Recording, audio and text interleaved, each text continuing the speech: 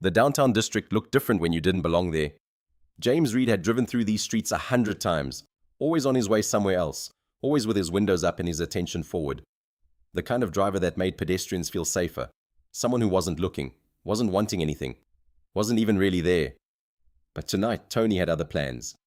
"You need to get out," Tony had said that morning, standing in the garage with his arms crossed, the same stance he used when customers tried to negotiate repairs they couldn't afford. "You've been saying the same thing for 3 years. Tonight, we fix it." James had argued. James always argued, but Tony had already called Denise, already arranged for her to pick up Maya from school, already told James the address of a restaurant he'd never heard of. Meridian.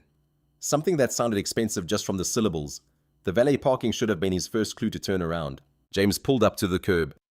A young man in a pressed uniform appeared at his window before the engine fully stopped. There was a moment, just a fraction of a second, where the valet's eyes registered the truck, registered James, and adjusted accordingly, not rude, not obvious, just a small recalibration of expectation. "I'm just here to eat," James said, handing over the keys like he was surrendering something precious. The truck was old, not broken, not yet. But the kind of old that announced its owner couldn't afford new.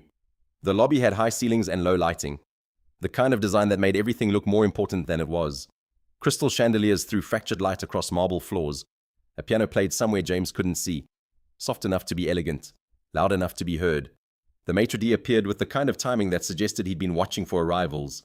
James wore the blazer Tony had lent him, a borrowed shield against the evident wealth surrounding him. It fit across the shoulders, but hung slightly loose at the waist. The mark of a borrowed thing. His shoes, polished in the parking lot with a paper towel and water from a bathroom faucet, shone with the desperation of a man trying too hard. He knew how he looked. That was the point of being here. To prove he could exist in spaces that weren't built for him. The maitre d' led him through a dining room populated with conversations that sounded like investments and mergers. Couples who looked like they'd met in these rooms, ordered in these rooms, understood the language spoken in these rooms. James followed the hostess to a private table by the window. The kind of placement that was either a compliment or an insult. He couldn't tell which. He sat down. The menu appeared immediately. Leather-bound and expensive in a way that made the prices look obscene. Everything was listed without dollar signs, which only made it worse. Without the visual anchor of the dollar, the numbers felt abstract, imaginary, divorced from real money. James pulled out his phone, a text from Denise. "Ava's asking about homework. I told her you'd help when you get home." He typed back, "Tell her 7:30, and thank you." The restaurant thrummed with the kind of quiet that only money could purchase. Nobody laughed too loud. Nobody gestured expansively. Everyone had something to prove just by being here, and they were all universally proving it the same way. James reached for water. The waiter appeared with wine options he didn't recognize. James declined, polite and final. The waiter's expression didn't change, but something shifted in his posture. The decision to categorize this customer as someone who belonged in the margins of a place like this, that was fine. James had made peace with margins a long time ago. He was already calculating how long he could reasonably stay.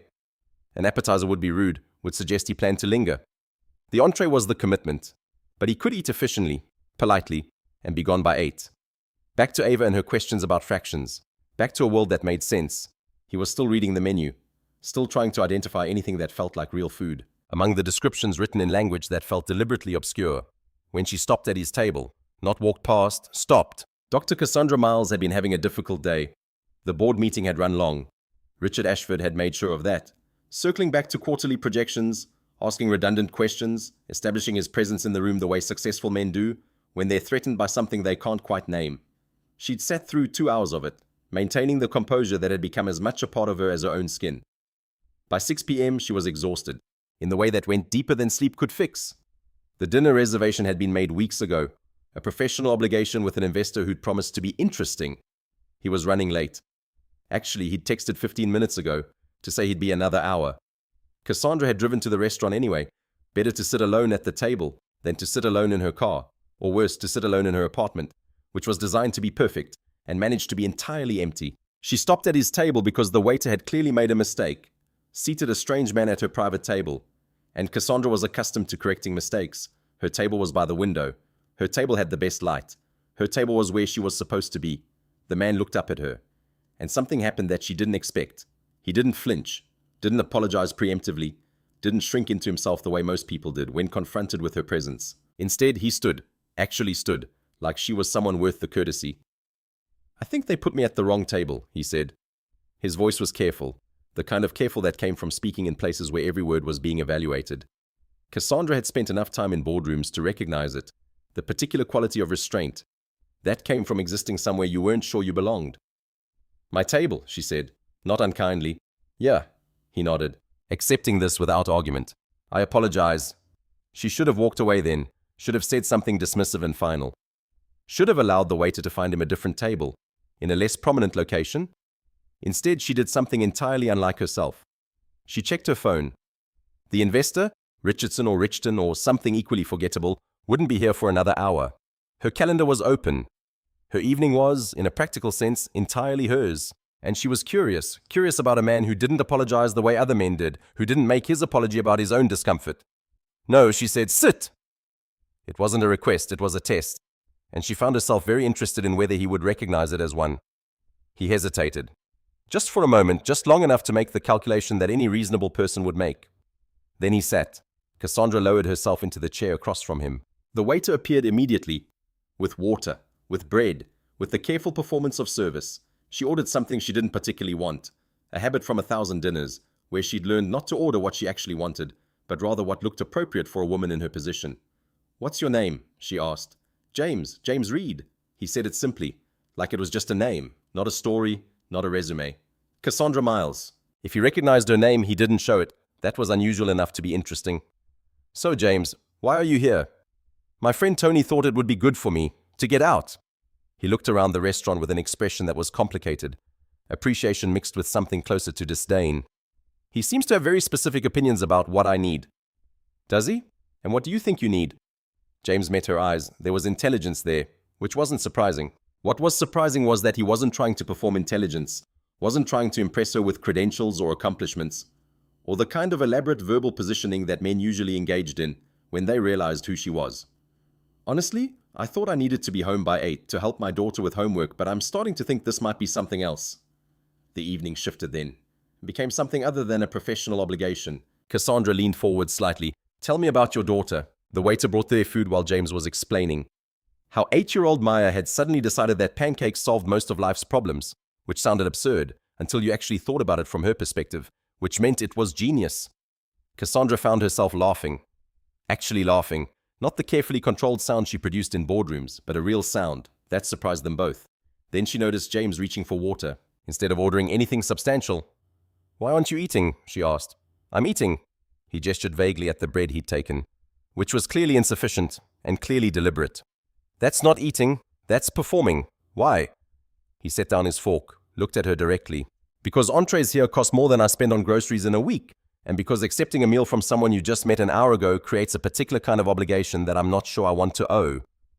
The honesty of it was shocking. Nobody in Cassandra's experience just said things like that. Nobody named the invisible transactions, that underlay social interaction. Nobody treated her like a person having a conversation, instead of a woman being seduced with strategic vulnerability. "You think I'm going to ask you to pay me back?" "I think the world works in trades, and I think you should know I'm not in a position to trade at your level." Cassandra gestured to the waiter without looking away from James. "He'll have the steak, the expensive one, and James—" She paused, made sure she had his full attention. "You're going to stop apologizing for taking up space, this table, this meal, your presence here, none of it is charity, none of it requires payment. Do you understand?" He understood. She could see it in his face. The moment he recognized that she wasn't performing kindness, wasn't trying to seduce him or convert him or save him, she was simply directly refusing to participate in the dance of apology and small worth that so many people engaged in. "Okay," he said finally. The steak arrived. The evening expanded. They talked about his garage, about how his father had taught him that honest work meant something, about the particular weight of running a business, in a neighborhood where most people were waiting for you to fail. Then, and this surprised Cassandra, she found herself talking. Not the curated version of herself that appeared in interviews, not the CEO performing excellence, the version of her that existed alone, in her apartment. Wondering when capability became indistinguishable from loneliness. "Most people want something from me," she found herself saying. "They want my position or my connections, or the image of themselves standing next to me. They want to be the man who landed the powerful woman, like I'm an achievement to be conquered." "And what do you want?" James asked. The question was so simple that it took her breath away. She couldn't remember the last time anyone had asked her that question. Not what she could do, not who she could help, not what she could provide, just what she wanted. "Someone to look at me," she said. and not calculate what they could get from it. James looked at her for a long moment, not calculating, not cataloguing, just seeing. "I could do that," he said. The restaurant faded away. The other diners, the careful lighting, the performance of elegant dining, all of it became background, to a moment where two people who didn't belong in the same world recognized something true in each other. It was only when James mentioned, in passing, that he had a daughter waiting for him at home that Cassandra felt the first tremor of complication. Ava, 8 years old, a child who deserved a father, who wasn't getting distracted by women who lived in penthouses. "We should probably end the evening," Cassandra heard herself say. James's expression shifted, not surprised, like he'd been waiting for this moment, had been expecting her to remember who she was, where she belonged, what kind of choices made sense for someone like her. But before they could leave, before anything could shift into regret, a third person arrived at their table, and everything changed. Richard Ashford had been having a successful day, which meant he'd spent several hours ensuring that everyone around him understood both his importance and his disapproval of things that didn't align with his worldview. He entered Meridian at 7:15, scanned the dining room with the automatic assessment that came from a lifetime of being the most important person. In every room he entered, and stopped, there was Cassandra Miles, CEO. Formidable, untouchable, exactly the kind of woman who should have been meeting with him, should have been taking his calls, should have been recognizing his strategic importance to her company. Instead, she was sitting with a black man in a borrowed blazer, and she was smiling. Richard's jaw tightened almost imperceptibly. He moved toward their table with the kind of deliberate pace that communicated authority without aggression. The patriarch approaching his property, the investor approaching his investment. "Cassandra," he said, his smile sharp enough to draw blood. "I didn't expect to find you here." Cassandra's expression shifted immediately into the public version of herself. Pleasant, controlled, professional. But James noticed the change. Noticed how much of herself she compartmentalized, how much of who she'd been moments earlier simply vanished. "Richard," she said, "you're early." "Obviously not." His eyes moved to James with the kind of dismissive assessment that took exactly 2 seconds to complete. "And who's this?" James stood, extended his hand, made the gesture deliberate, made sure that Richard had to choose between accepting the handshake or revealing his rudeness. "James Reed." Richard's handshake was brief, the kind that communicated power through pressure. "Richard Ashford, senior investor, vice chair of the board." He turned immediately back to Cassandra. "I need to discuss the acquisition. We have the board meeting tomorrow, 9 a.m. Don't be late." The statement wasn't a suggestion, wasn't even really a warning. It was a declaration of territory, a reassertion of the hierarchy that Richard believed she should never have forgotten. He didn't wait for a response. He simply turned and walked back toward the bar, leaving them suspended in a moment. That had transformed from intimacy to something more complicated. James sat back down slowly. Cassandra's wineglass, which had been half full moments earlier, now appeared to belong to someone else. She pushed it away with deliberate care. "Who was that?" James asked, though he already knew. "Someone who believes he owns my decisions," Cassandra said quietly. "Someone who's about to make this very difficult." They stayed at the restaurant for another 30 minutes. But the evening had become something else.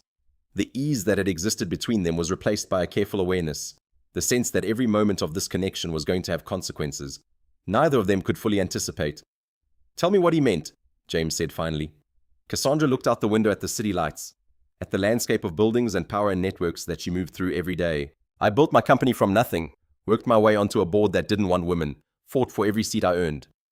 But there are investors, men like Richard, who still believe they have say over my personal choices.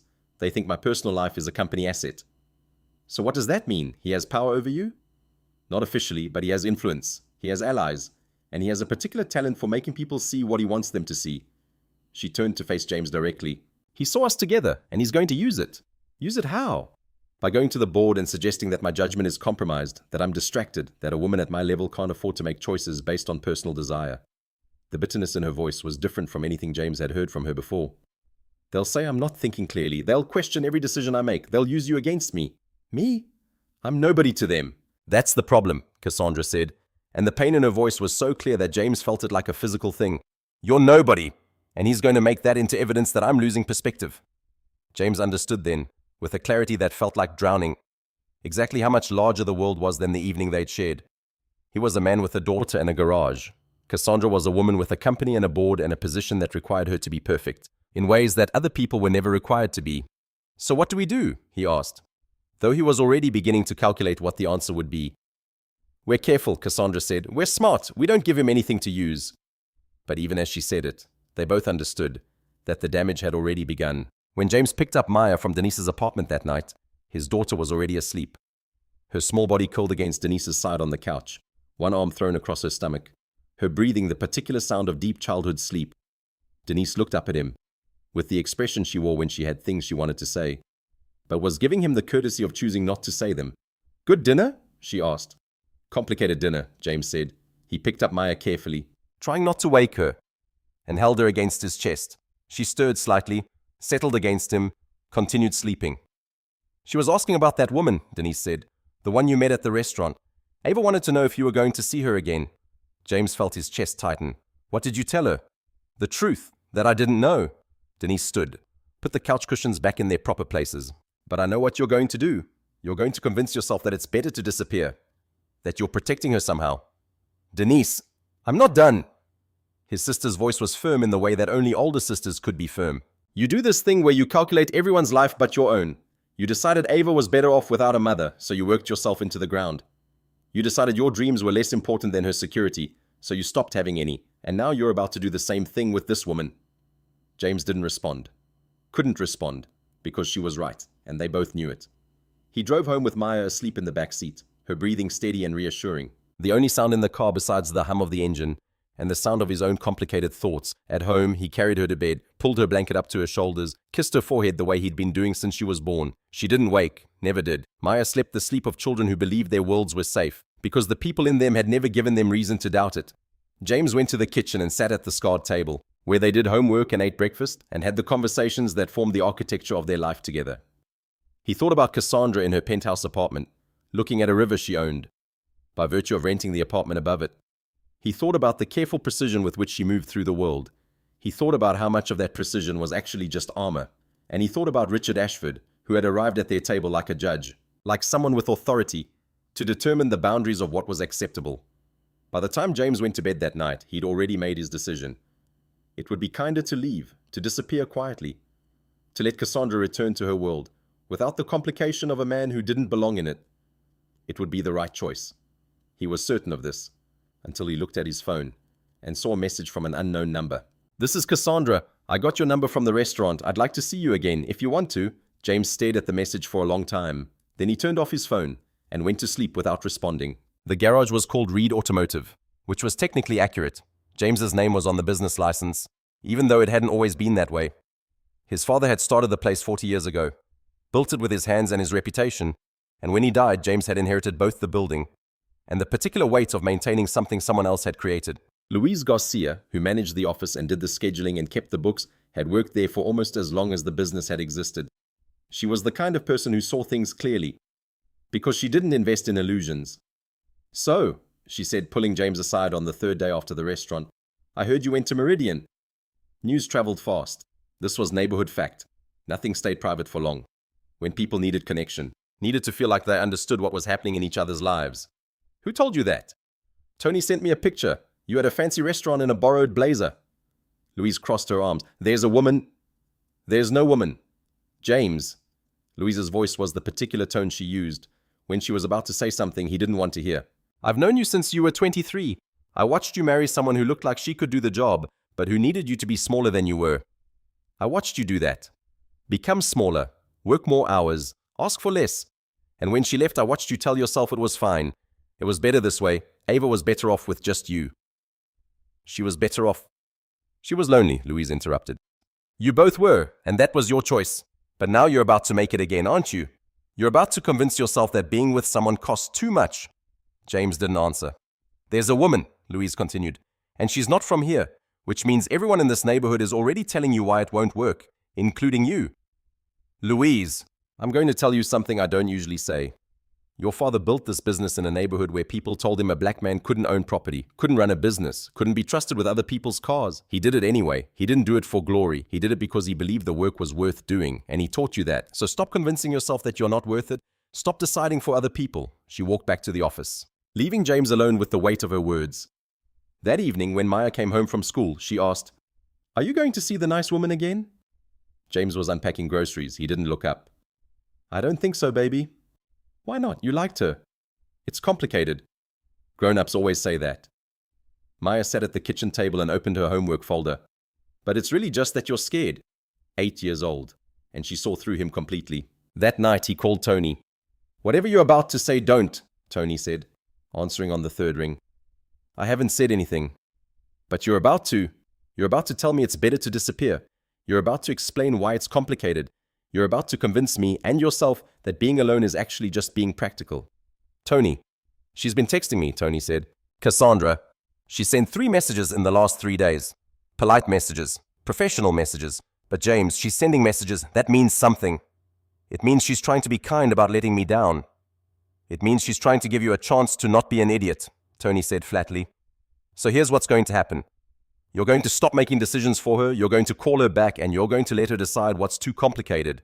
James wanted to argue, but the truth was that every moment he didn't respond to Cassandra's messages, he felt the absence of her like a physical weight. Cassandra had built her career on the foundation of being better prepared, better dressed, better at reading what men needed, and providing exactly that, without ever letting them see who she actually was.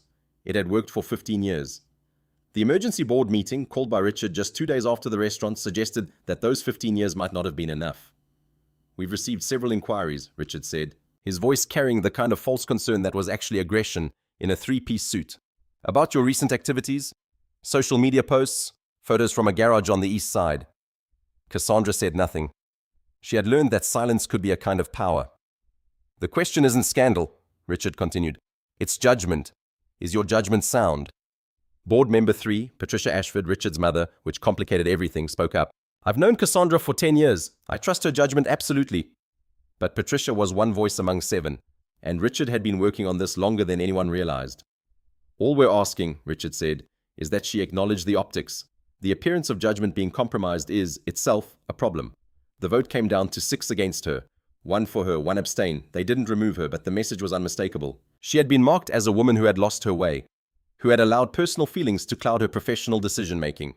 Cassandra sat in the leather chair and took the vote with the same composure. She would have taken anything else. But inside, something shifted. That evening, after the board members had filed out, Richard cornered her in the hallway.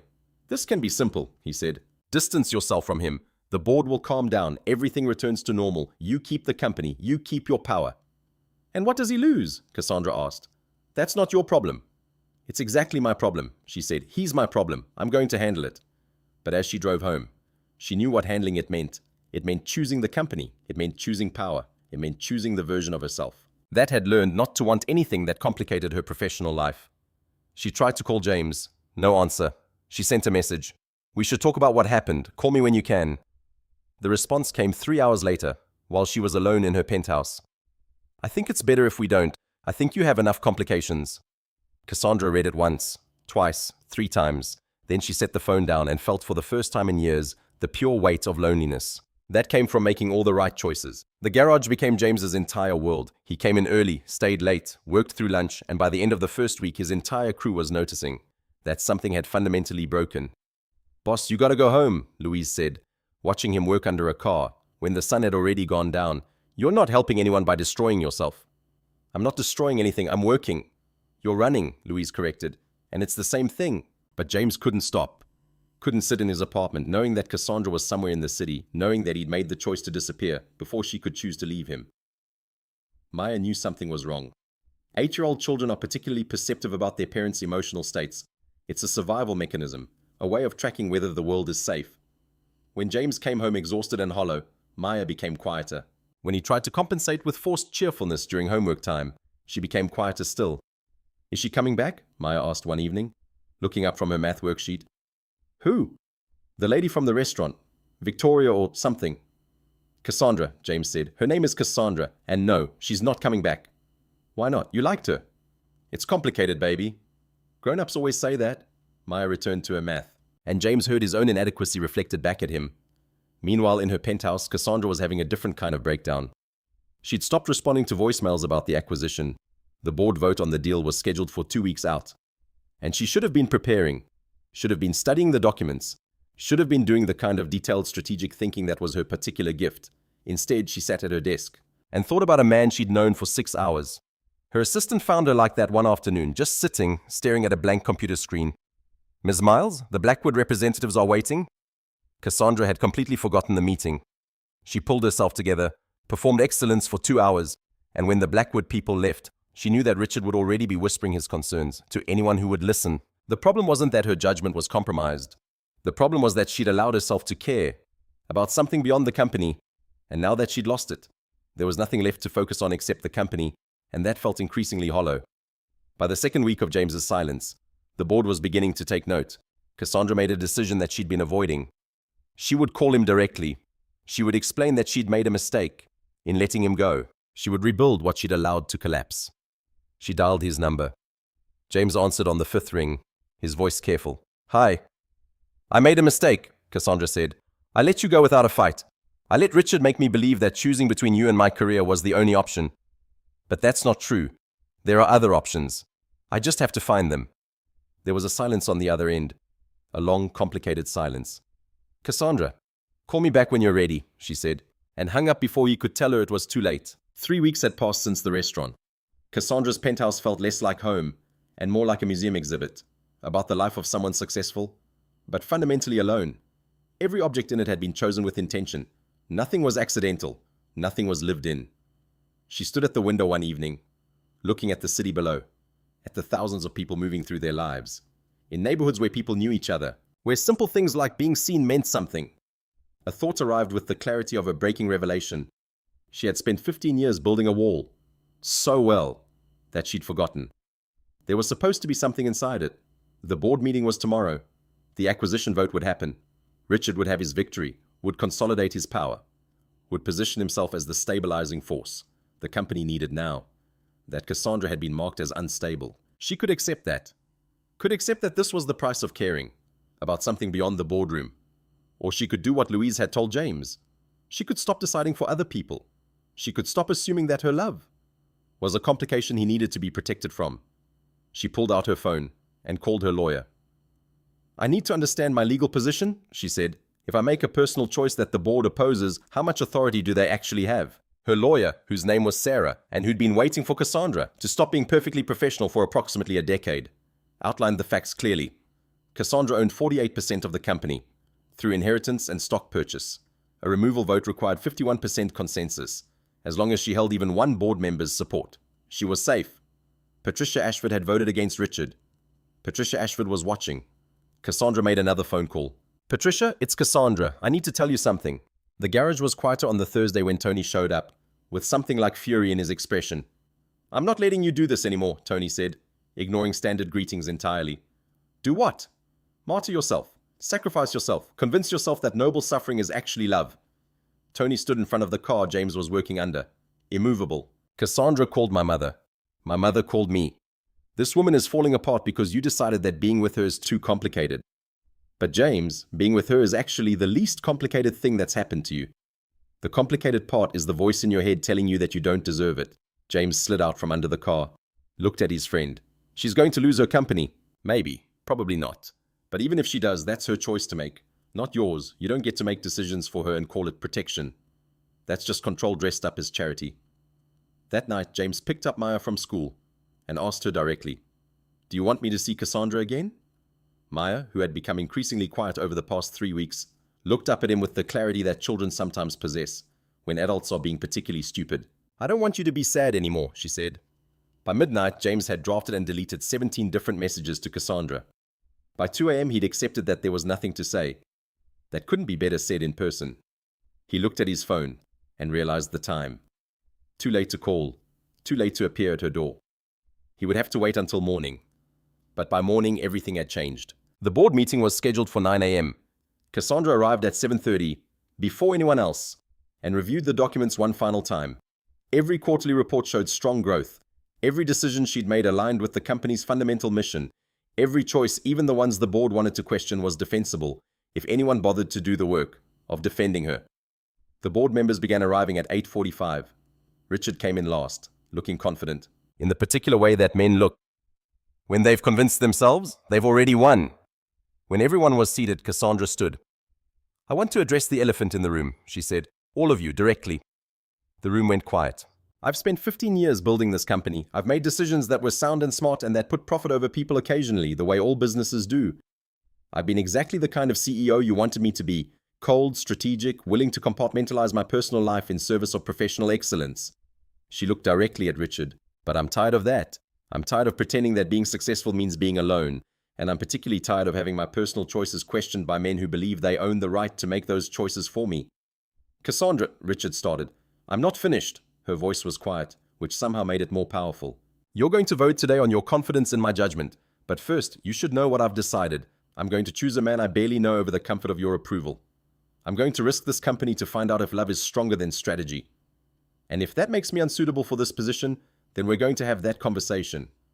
But we're going to have it on my terms, not yours. Patricia Ashford was smiling. I move we vote on the acquisition, Patricia said. I'm confident in Cassandra's judgment. The vote went 4-3 in favor of the acquisition. Richard, watching his carefully constructed power collapse, stood without a word and walked out of the boardroom. But at that exact moment, James was driving to Cassandra's office building. He'd spent the morning preparing to say impossible things, and when the elevator finally opened on her floor, and he saw her walking toward a meeting. With board members he didn't know, he didn't think, he just walked toward her. The receptionist tried to stop him. Sir, you can't. I know I can't, James said, but I'm going to anyway. Cassandra turned, saw him, and everything else became secondary. I was wrong, he said. I made a choice that wasn't mine to make. I decided your life was too complicated to share with me. But that's not my decision, that's yours. James, I love you, he said. I love you after 6 hours, and I love you after 3 weeks of silence, and I love you in a way that doesn't make sense and probably shouldn't work. But I'm going to try anyway, if you'll let me. Cassandra looked at him for a long moment. Then she took his hand and pulled him toward the elevator. Come with me, she said. They didn't talk in the elevator, didn't talk in the car. Cassandra drove them to the garage. His world, his space, the place where he was powerful, in a way he'd never been in her penthouse. She parked right in front, visible to Louise, and whoever else happened to be working that morning. I need to tell you something, she said, before we go in there. Before this becomes real in a way that people can see. James turned to face her. This morning I stood in front of the board and I told them that I was choosing you. I told them that my personal life was not their business. I told them that if they wanted someone who didn't care about things beyond profit, they should find a different CEO. You didn't.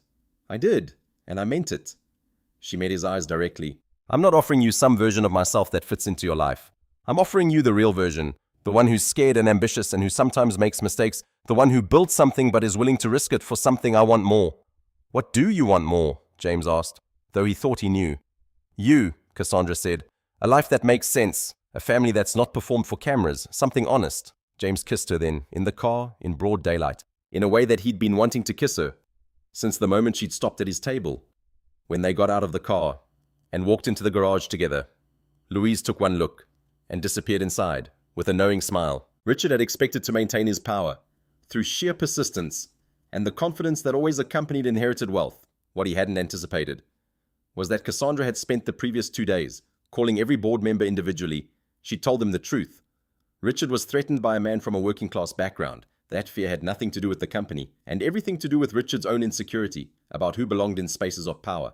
When the emergency board meeting happened, called by Richard in desperation, the math was different than he expected. Patricia Ashford, who had been grieving for 3 years, and who had watched her son move increasingly away from the values her late husband had instilled in him, voted against Richard.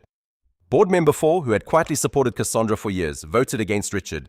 Board member 5, who had never liked the man anyway, voted against Richard. By the time the vote was complete, Richard had lost 3 committee seats and was effectively neutralized as a decision-making force. Patricia asked him to leave the building. My husband founded this company because he believed businesses could do good, she said quietly. He believed that people from all backgrounds brought value. You have forgotten that. So you're going to take your investor shares and you're going to stop interfering with decisions you've lost the right to make. Richard walked out. The resignation letter came the next morning. James brought Cassandra to his apartment that evening, which was possibly the moment of maximum vulnerability in his entire life. Maya was there. Denise had dropped her off specifically, so this moment could happen. She sat at the kitchen table, with her arms crossed, looking at Cassandra with the assessment that only 8-year-old daughters can manage. Hi, Ava, Cassandra said carefully. I'm Cassandra. I know who you are, Maya said. You're the woman my dad loves. Yes, he was sad when you were gone. I know, and I'm sorry. Maya didn't soften. You left him. You left because something was hard. How do I know you're not going to do that again? Cassandra didn't do the thing that many adults do, which was to promise that she would never leave, that everything would be perfect from this moment forward. Instead, she sat down at the table, across from Maya, and told the truth. I can't promise nothing will ever be hard, Cassandra said. I'm going to mess up. Your dad's going to mess up. We're all going to have moments where we doubt. But what I can promise is that I'm going to try. And when things get hard, I'm going to talk about it instead of running away. How do I know you mean that? You don't, Cassandra said. You're going to have to wait and see. Maya considered this, with the gravitas of someone much older. You have to come to my soccer game, she said finally, even if it's boring. I'll be there, and my art class, and my parent-teacher conference. All of it. And Maya continued, you can't wear those shoes to soccer. They're not appropriate. Cassandra looked down at her designer heels and couldn't help laughing. I'll buy different shoes, she said. Okay then. Maya nodded once, officially satisfied. You can stay. It was, James thought, the most important vote Cassandra had ever received. Richard spent 3 weeks trying to rebuild his power. Through narrative manipulation, he leaked a story to a business magazine. CEO's judgment in question. What does a successful woman see in a working-class man? The story was meant to position James as a gold digger, Cassandra as a woman who'd abandoned her principles, and Richard as the voice of reason. Warning against romantic distraction. Instead, the internet had other opinions within 24 hours. The comments were flooded with support for Cassandra. Women writing about the pressure to choose between love and power. People from working-class backgrounds, celebrating that someone like James was being positioned as worthy. Stories about their own relationships, across class lines. But what Richard hadn't anticipated was the counter-narrative that emerged about the garage itself. A local journalist did a story. Single father builds community while raising daughter alone. It detailed the business James had inherited and improved, the employees he'd kept employed, even during bad years, the reputation he had in his neighborhood. As someone who was honest and fair, the story went viral. In a way, that turned shame into pride. Meanwhile, Patricia Ashford gave an interview to a local news station. My husband founded this company because he believed businesses could do good, she said. He believed that people from all backgrounds brought value. You have forgotten that. So you're going to take your investor shares and you're going to stop interfering with decisions you've lost the right to make. She looked directly at the camera. I'm choosing to support Cassandra Miles not just as CEO, but as a human being making brave choices. Richard watched his carefully constructed narrative collapse and realized, too late, that he'd picked the wrong people to target. His lawyer called him 2 weeks later with news that his remaining board allies had requested his resignation. They're not forcing you out, the lawyer explained, but they're making it clear that your presence is becoming untenable. Richard wrote the resignation letter himself and sent it via email, bypassing any opportunity for a final conversation. Time moved differently after the choice had been made. Cassandra began spending Saturdays at the garage, learning about cars from James, in a way that started as performance and gradually became genuine fascination.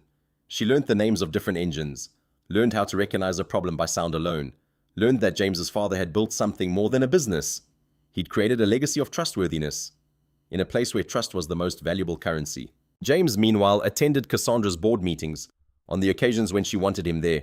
At first, he felt out of place among the leather chairs and polished surfaces, but gradually he began to understand the language of strategy and capital allocation. More importantly, he began to recognize that the work Cassandra did, building profitable companies that improved people's lives, was not so different from the work he did, just operating at a different scale. Maya's soccer games became a family event.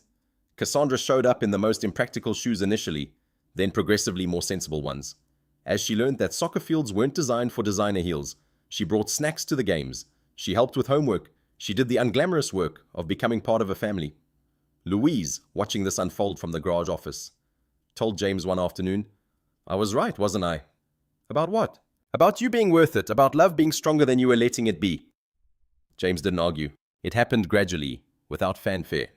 Cassandra began keeping clothes in a drawer of James's apartment, then another drawer, then a whole closet. She started driving to the garage instead of her penthouse after work. She stopped referring to her apartment as home and started referring to James's place that way. One Saturday, James mentioned, casually, like it was the simplest thing in the world, that he'd been saving money, that there was a house 3 blocks away that had just come on the market, that he could afford half. If Cassandra could afford the other half, Cassandra looked at the pictures he showed her and saw not just a house, but the physical manifestation of choosing something together.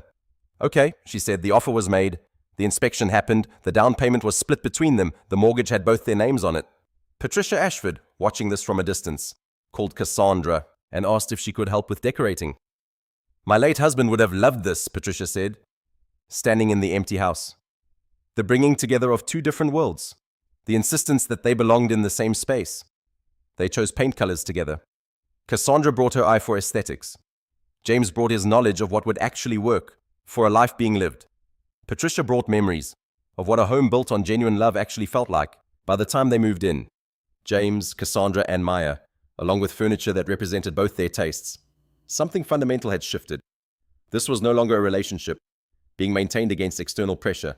This was a life being built. Richard's final attempt at relevance came through his mother. He tried to leverage the inheritance he was expecting, tried to use family leverage to rebuild his position. Patricia watched this with the disappointment of someone who'd hoped her son might eventually recognize what he'd lost. Your father believed in building people up, Patricia said to Richard in his final visit to her home. He believed that businesses existed to serve communities, not to extract from them. I've realized that I've been enabling you to believe the opposite. That's changing. She called her lawyer and amended her will. My son Richard receives his personal belongings and a sum equal to his inheritance from his father's original estate, she told James and Cassandra, over coffee. The rest, my stake in the company, my real estate holdings, my legacy, goes to you, Cassandra, because you've remembered what my husband tried to teach the world. Richard left the state 3 months later. His lawyer handled the details.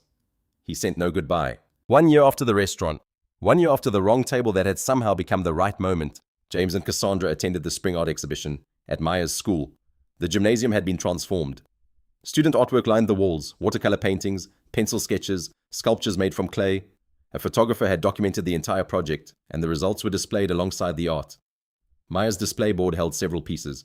There was a watercolor of trees under a deep blue sky, a pencil sketch of Saturn with its rings, a clay bird with one wing slightly larger than the other, which James recognized as her misguided attempt at creating motion, but in the center, taking the place of honor, was a photograph, the three of them, James, Cassandra, and Maya, standing in front of their new house, arms around each other, no distance, no performance. A small placard beside it read, "My family." One of Maya's classmates, a girl named Sophie, stopped in front of the display. "Who's that?" Sophie asked, pointing at Cassandra. Maya didn't hesitate, didn't check with James or Cassandra for permission. "That's my family," she said simply. Sophie accepted this without complication, without question. "Cool," she said, and wandered off toward the cookie table, walking through the rest of the exhibition. Several people recognized them from the news coverage. Some approached with genuine warmth. A few maintained the subtle distance of people who still believed in hierarchies that didn't include people like James. Cassandra held James's hand. Through both kinds of responses, she wasn't performing power anymore. She was simply genuinely present. When they reached the end of the gymnasium, James whispered, "Thank you." "For what?" Cassandra asked. "For choosing this, for choosing us." "I didn't have a choice," she said, and she meant it. They drove home as the sun was setting, with Maya already half asleep in the back seat, the art exhibition safely delivered to the house, their life small and ordinary, and absolutely everything they'd both been searching for. In the kitchen later that night, while Maya was doing her homework, and Cassandra was preparing dinner, and James was setting the table, he understood something with absolute clarity. He had never actually been sitting at the wrong table. The table had been exactly where it needed to be. The woman had been exactly who he needed to meet.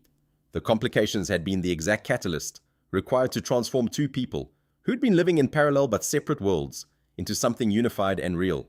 Love, James understood now, wasn't about being rescued. It wasn't about being chosen by someone out of your league. It was about two people looking clearly at each other, seeing all the complications and challenges and reasons it might not work, and choosing to try anyway. He looked at Cassandra across the kitchen, laughing at something Maya had said. Flour on her sleeve from cooking, hair falling out of the bun she'd put it in that morning. She looked beautiful. Not in the carefully constructed way of the woman at the restaurant, but in the lived-in way of someone who had stopped performing excellence and started building something real. That night, after Maya was asleep, Cassandra and James sat on the back porch of their new house and looked at the lights of the neighborhood James had grown up in. "Do you regret it?" James asked. "Giving up the penthouse, the isolation, the power you had when nobody could hurt you?" Cassandra considered the question seriously. "No," she said finally, "because I have something better now. I have a life I can actually live." They sat together in the quiet, and James understood that this was the ending. Not the moment when everything became easy, but the moment when they stopped waiting for easy to arrive. This was the moment when they committed to the complicated work of love, to the daily choice of staying, to the quiet courage it took to be fully seen and fully chosen. Sometimes a family begins with loss.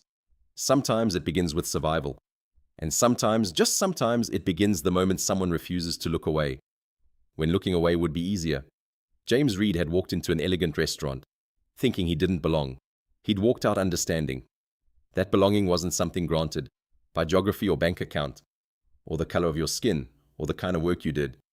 Belonging was something two people created together, brick by brick, choice by choice, dinner by dinner. And Cassandra Miles had learned that power was a poor substitute for presence. That strategy couldn't compete with vulnerability. That the most important thing a person could do with their life wasn't building empires, it was building trust day after day with the people who mattered most. Their story wasn't special. In the way of fairy tales, there were no magical transformations, no moments when the obstacles suddenly dissolved. But it was special, in the way that real love is special. It was honest, it was hard, and it was worth everything they'd risked to get it. If you felt something watching this, if this story about dignity and choice, and the courage to love, across the boundaries that the world tries to enforce, subscribe our channel. There are more stories like this, stories about people who refuse to let the world's rules determine who they're allowed to become, who they're allowed to love, what they're allowed to deserve. Because that's what this story really is. It's about two people deciding that they were worth the risk. And in a world that spends so much time telling us we're not enough, that's a revolutionary act.